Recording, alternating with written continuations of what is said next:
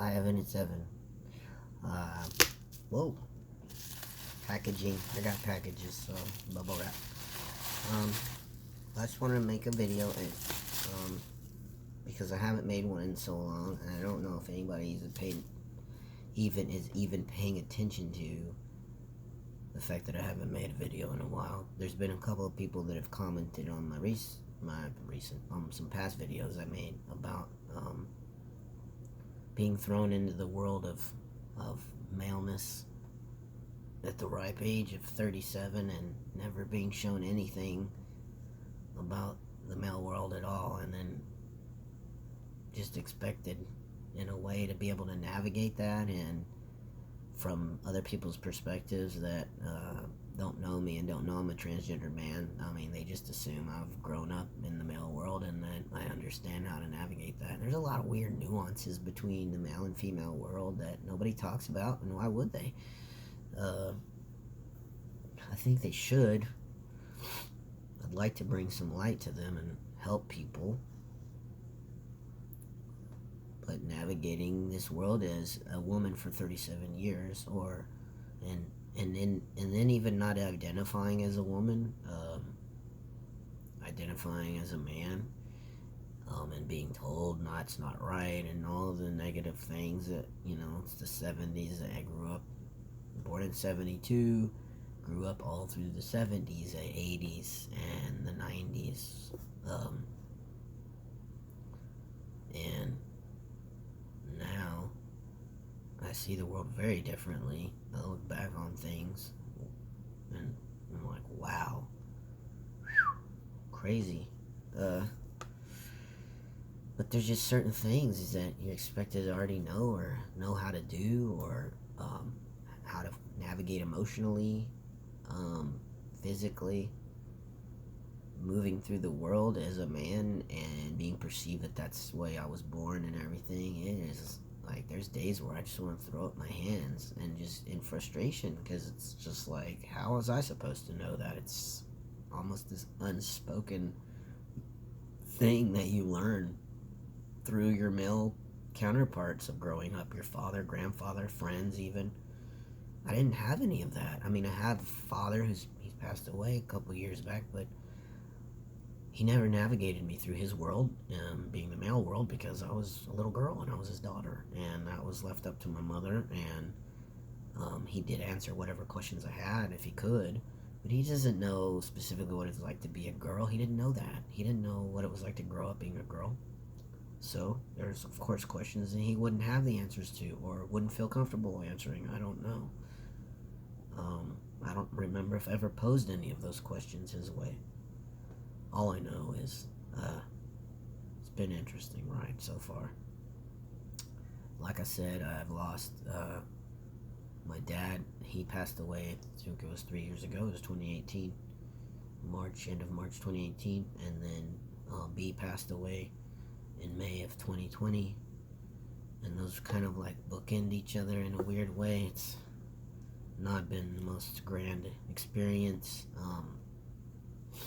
I'm coming on the other side of the grief, I think, finally now. But I do have my moments where I have to sit down and have a cry, or have a memory, or have a moment to myself where I'm thinking of them. Oh, shoot. I finally see her as a gift that was given to me through the universe and my father, my late father, and me doing my manifesting and my journaling.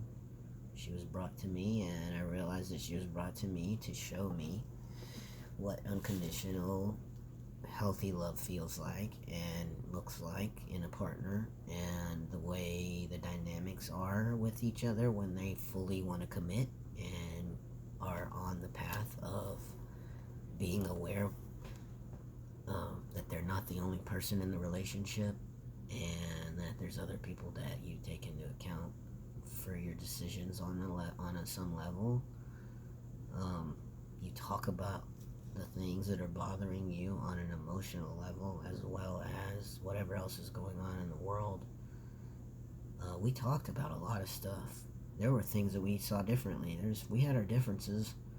we didn't agree on some things, and we didn't let that get in the way of how we felt about each other. And we didn't let that get in the way of how we showed we felt about each other.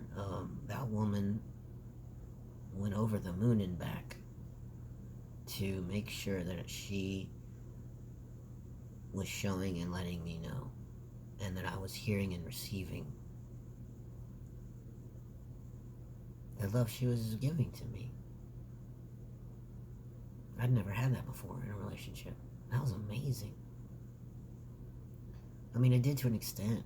Don't get me wrong. I did to an extent. However, I read a quote. I wrote something down, and I sent it to her.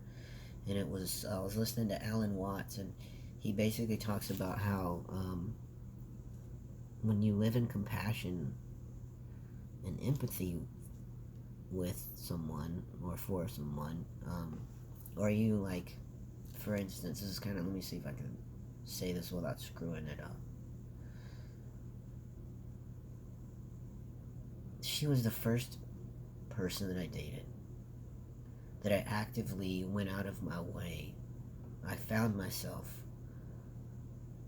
and not in a way where I was like, oh, here we go again. It was exciting. I wanted to. I found myself trying to find ways, or finding ways actively, and wanting, like, actively wanting to find these ways to put a smile on her face, to bring her joy, to see her light up with smiles and happiness.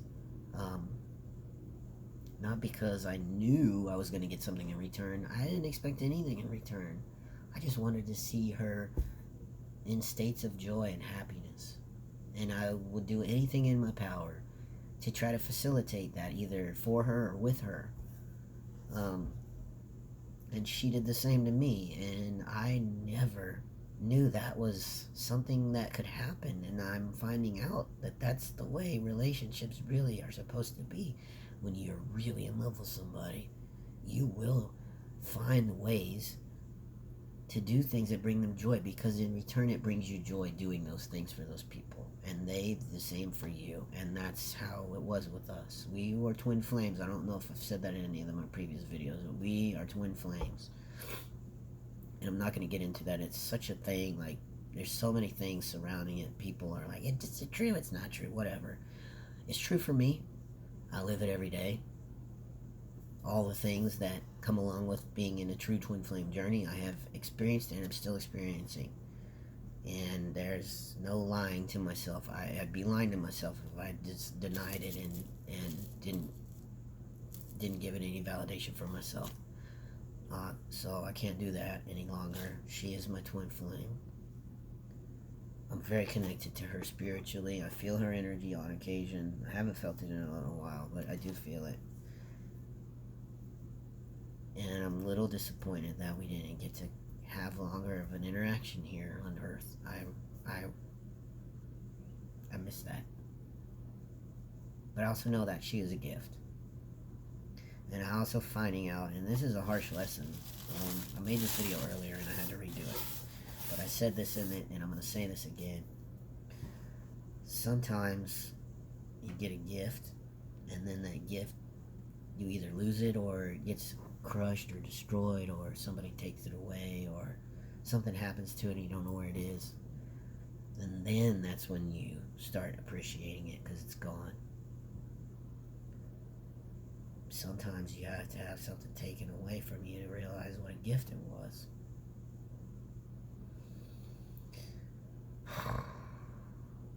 And I don't like using the word taken away, because she wasn't taken away from me. She just passed away. It wasn't anybody's fault, really. It just happened. It just so happened when I was dating her. But she told her son this through, I think, prior to her passing, and he meditates a lot too, and she apparently came and told him that again. And I've had a couple people I've worked with that are in spiritual realms. They've all agreed and validate this, that I turned her Dharma wheel and brought her completion of happiness. and love and joy. And I'm not trying to toot my horn because I'd really rather have had her stay here physically and finish out our lives together. Like, I wanted to be 80. I wanted to grow old with her. I wanted to be 80 something years old and turn and look at her, see her sitting next to me. I can turn and look, but I only feel her now. Having to get used to that. And we get attached to shit as humans, so I'm having to release the attachment, and man, that's fucking hard. But I'm doing it. But it's not easy. I'm doing it. Anyway, I hope this video is helpful. It lets people know I'm still around. Things are getting better. The grief is slowly starting to fall to the side. However, it does come back up on occasion. And I'm sure it will for a little while. But other than that, she's a gift. She's my gift. I'm gonna treasure her.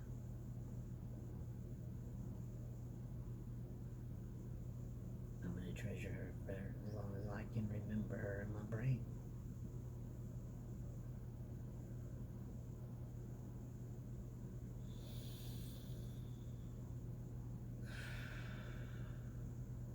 Alright, so I hope this helped everybody.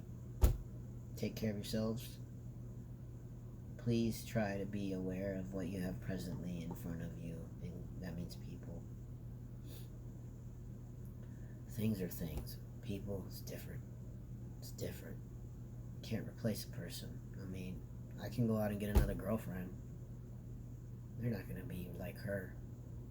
And I'm not saying this to like be all like I get a girlfriend and then I just compare her to be. That's not what I mean. That's not what I mean. It's just I can't go out and buy another B, you know. I can't go out and buy another Brandina. That's what I mean. Like, it doesn't work that way.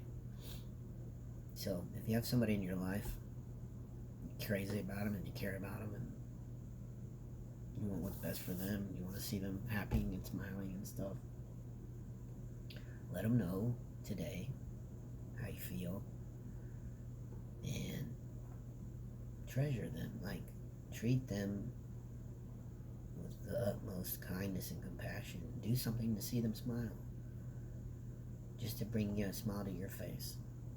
Live in the now that way. Live in the now that way. Alright, I'll see you guys later.